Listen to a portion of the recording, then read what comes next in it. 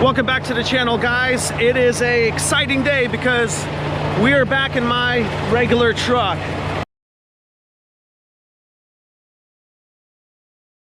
We're starting out in Tacoma. We're gonna get hooked up to an empty, take it over to Ellensburg, where we're gonna drop it and pick up a loaded one that we're then gonna take to Kansas City.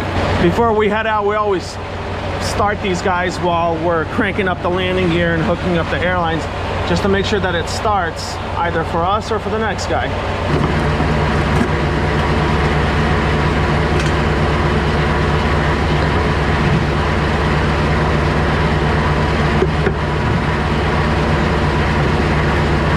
While the truck was in service, they did replace the glad hands.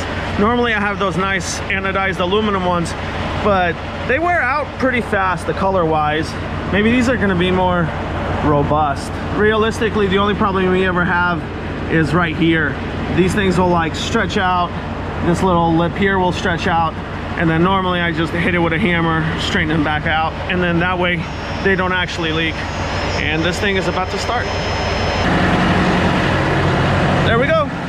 That's kind of all we got to worry about, to make sure that it at the very least starts and stays running, and then that way we're not stuck somewhere with freaking a loader trailer that doesn't work. It's gonna be that would be a big mess. Look at this though. That's when the guy next to you is parking but doesn't know how. Ends up freaking destroying your trailer most of the time. Professionals. For those of you guys that have driven for a while, you know what this means right here. Too many times I've come in and started cranking this thing, have it be full of water, and just get a nice shower of road grime and nasty water. All the rain and everything that collects inside of there. Always check these things, even when they say that they're empty. I'm not gonna lie, I've picked up a trailer that I thought was empty, fully loaded, took it to the wrong spot, and then ended up having to bring it all the way back. We're gonna shut this guy off. Where we're going, it's gonna be parked for a little while. It doesn't need to stay running and wasting diesel. Feels so good to be back in my truck. Oh, there we go. Start the logbook. This truck is so much nicer, just in general, because it is like that higher trim. I love the leather seats. I don't care that it gets cold or whatever. I love the leather seats. They're sick. And in general, the interface, even though that one has a few new buttons and all of that, it's easier, and the speakers sound better. And now we're off again. Fun times.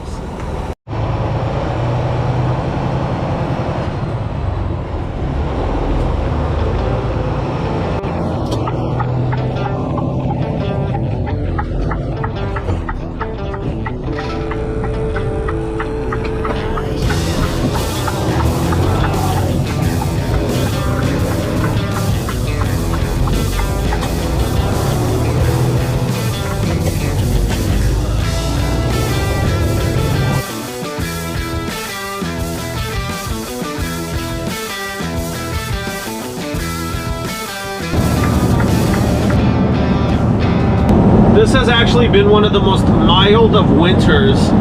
We are halfway through December already, and I have yet to have to put on chains anywhere. Typically it's up for maybe a couple hours and then it's gone anywhere. I still haven't had to put them on anytime.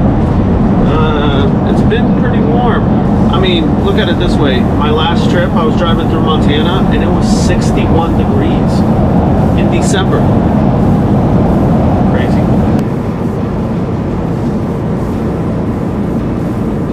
I feel bad for guys with egos that are too big for their own good. They'll buy these crap old trucks. They'll make the same amount of money that I do, but at least I'm in comfort, you know? These guys can't drive majority of the time down the road without going over a bump that'll nearly tear their trucks apart. They get old. These clips get old. They start getting you know, room in there to shake and vibrate. The screws don't hold the same exact way anymore. The plastic bits and stuff make room from all the years of shaking and vibrating over the road. It's not the same as a car. You're talking about 2 million plus miles. That truck is gonna feel it. And you just kind of look ridiculous driving down the road. Some of these guys will make even videos and they'll go over one bump and it literally feels like that truck is gonna fall apart. Get over it, man. Sell that thing, turn it into the Coke can that it deserves to be.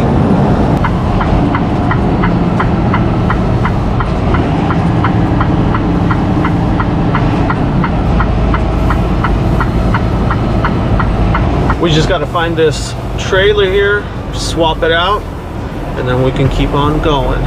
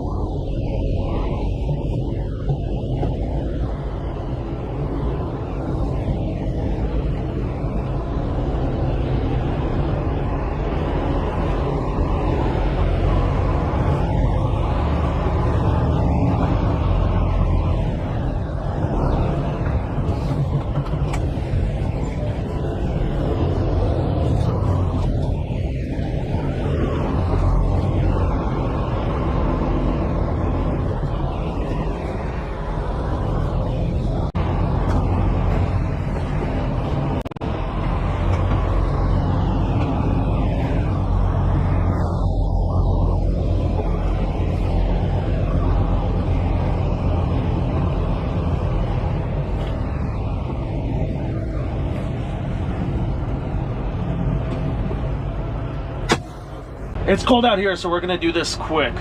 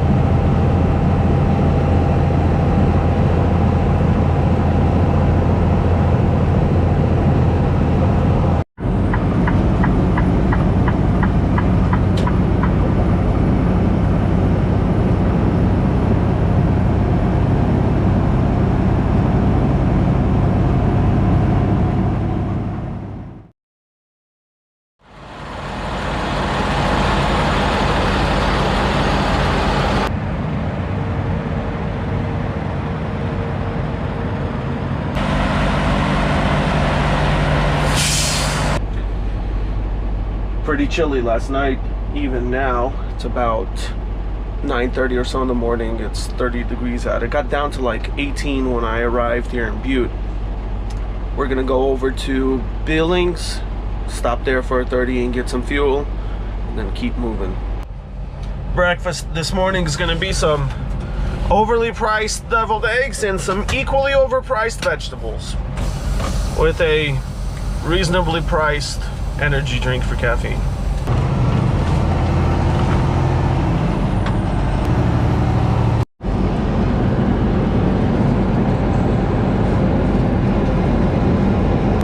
It's kind of funny as a city how Butte blends in so well into the hillside. If you didn't have perfect vision or you didn't know it was there, you would never know that this thing's got like a little skyline.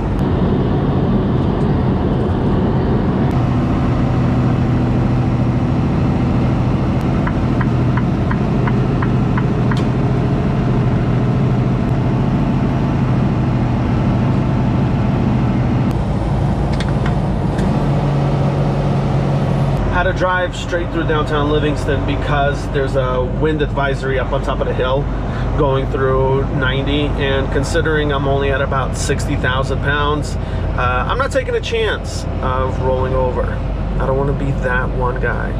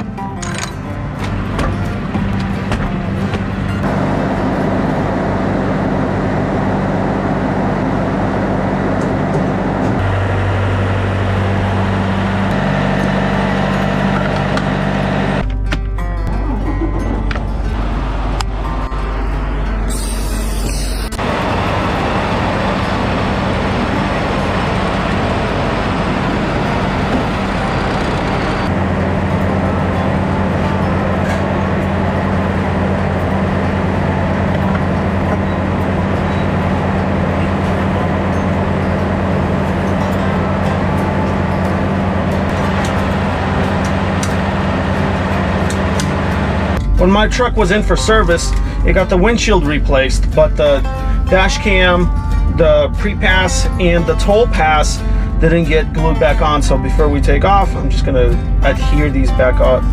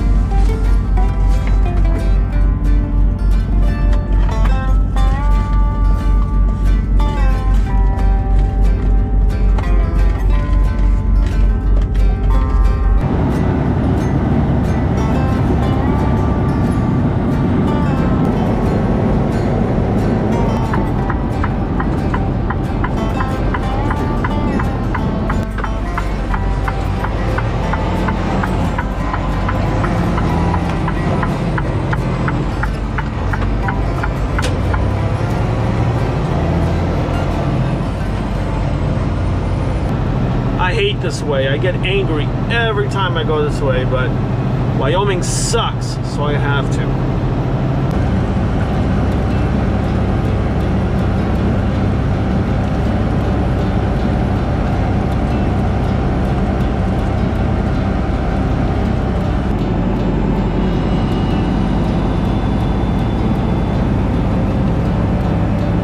Who needs heat in your mobile home when you got casinos and pot shops?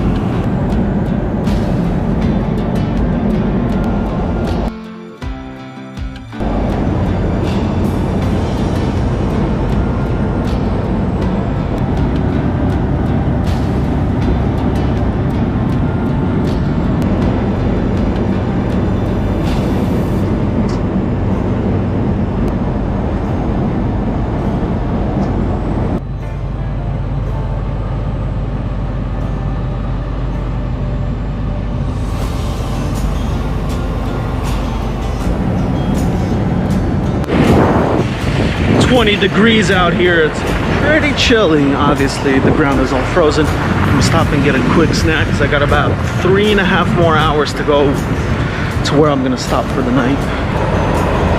Beef jerky and sausage links. It's gonna do.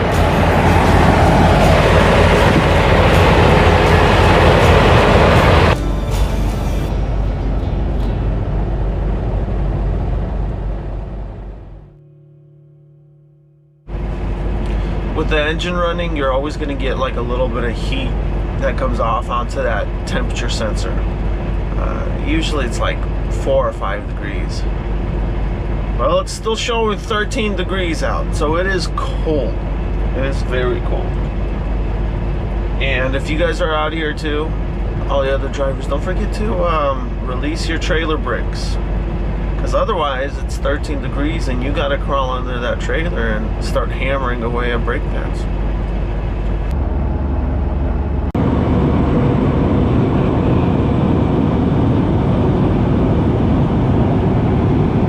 You think this is some sort of joke? Yeah. You won't be laughing when you're locked up in prison. Where you going?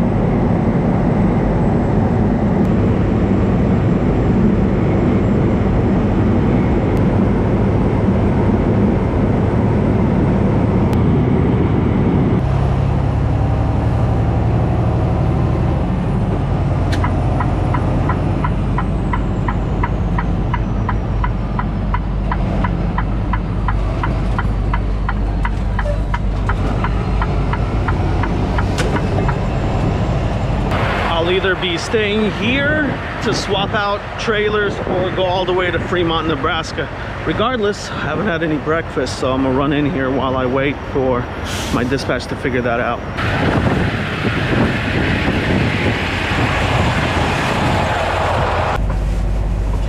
Brisk 23 degrees. Oh, you feel it. Got me some chicken tenders and potato wedges. This will be breakfast and lunch. The driver that I'm gonna meet is gonna be here any minute, so I'm gonna drop the trailer before he gets here. That way we don't spend too much time outside because it is still very cold.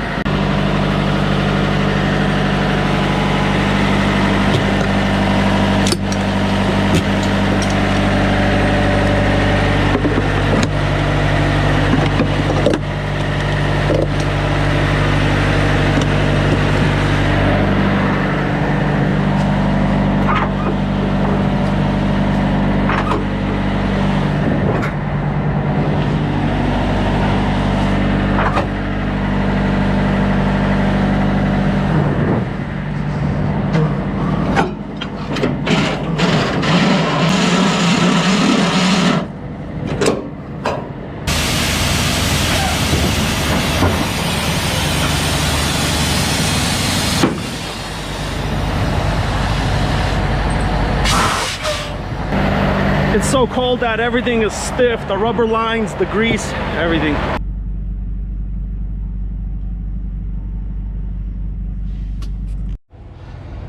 In his truck, the fifth wheel handle is pulled on a button, but the tricky part about it is if you don't get it like in the right sequence that the truck likes, then it doesn't move. There he goes though.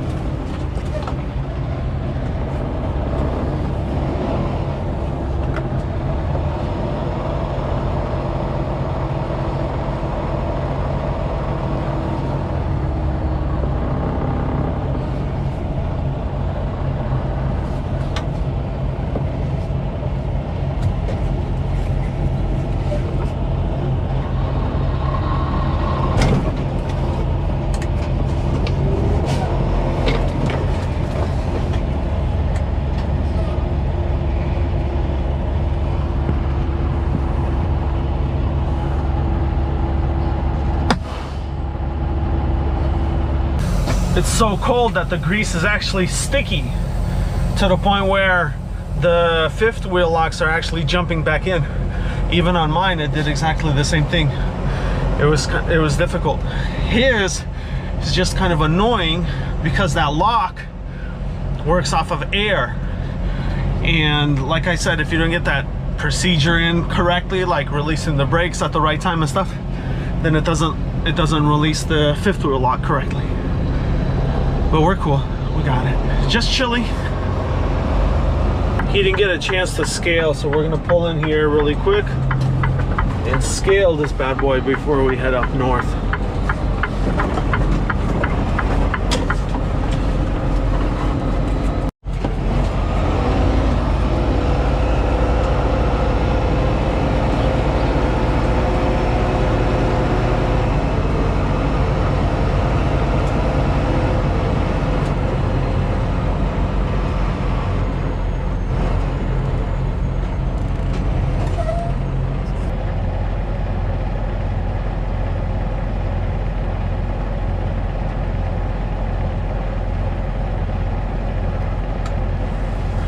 Looks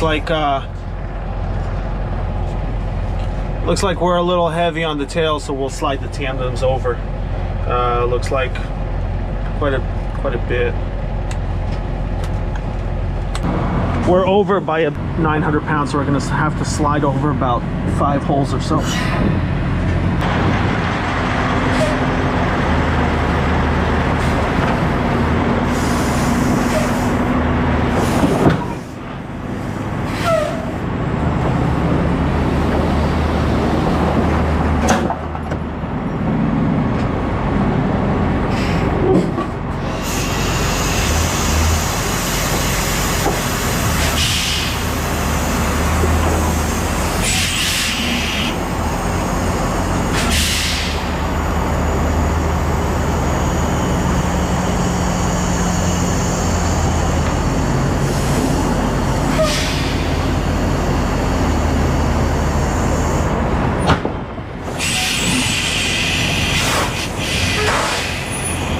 If you release the parking brake, typically those pins will come out and you can just drive away.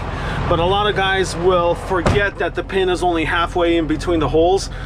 They'll end up getting inspected and stuff, and they'll get violations because their tandems aren't locked up. So what I usually do is I'll start driving and then pull on the emergency brake for the trailer, and that'll just slide those pins out. Now we can rescale to make sure that we're legal. Right there is about right. I still got to get fuel, so that's going to add a little bit more balance to that anyway. Just about perfect.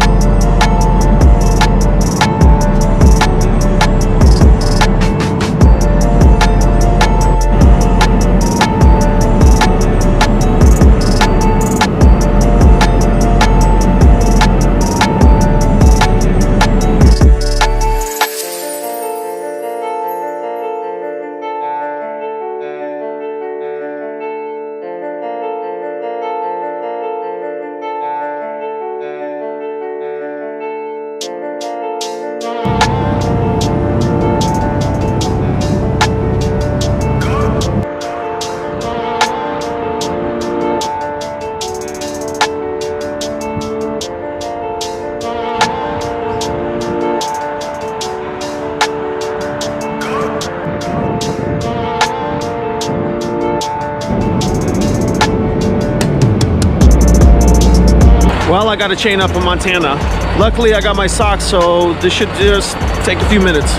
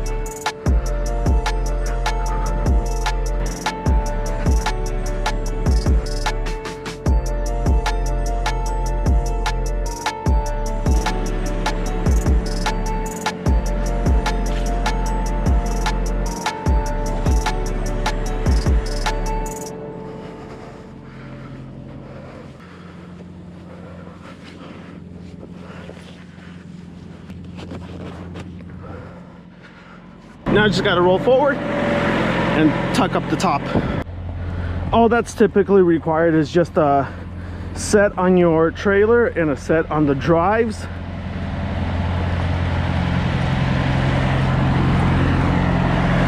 DOT is pretty trigger happy, like most cops, to place a chain requirement. I found that if you have good enough tires, typically you can make it up any pass.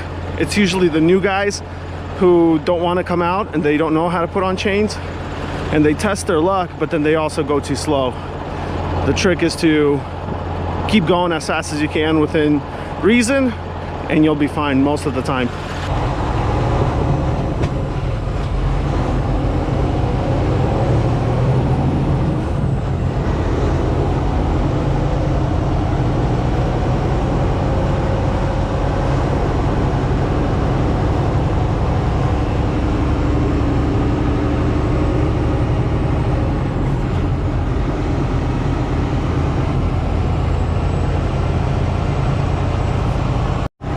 Let's hope that there's not too many bare spots, because that's what kills chains and socks.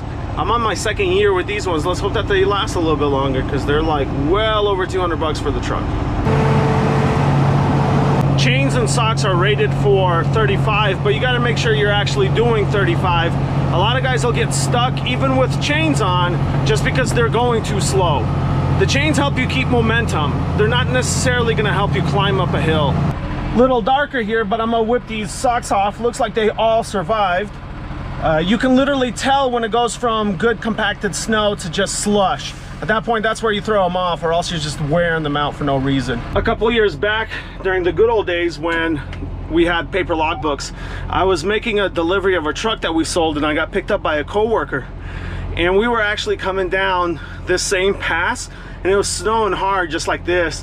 And there was a chain requirement on, but when we were coming down, we were both tired and we didn't want to stop. We wanted to get home. We look over on the other side, and DOT is over there spinning its wheels. They were driving one of those Dodge Chargers, but it was not the all-wheel drive one. They just had chains on, and they were barely making up the hill, and we're like, they ain't gonna stop us anytime soon. So we just kept hauling. They too eagerly put the chain requirement on, and you can tell because the majority of the guys put them on wrong anyway, and they still make it up these hills.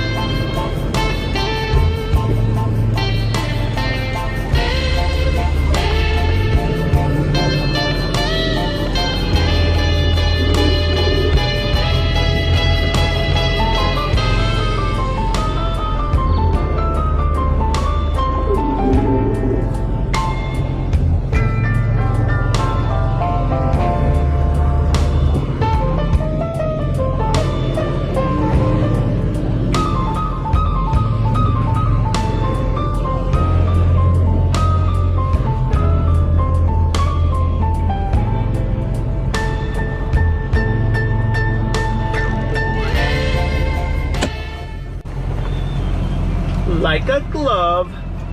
Another week down and many more to go. Any comments, questions, or concerns, anything for the good of the order, go ahead and leave it down below, and we'll catch you guys in the next video.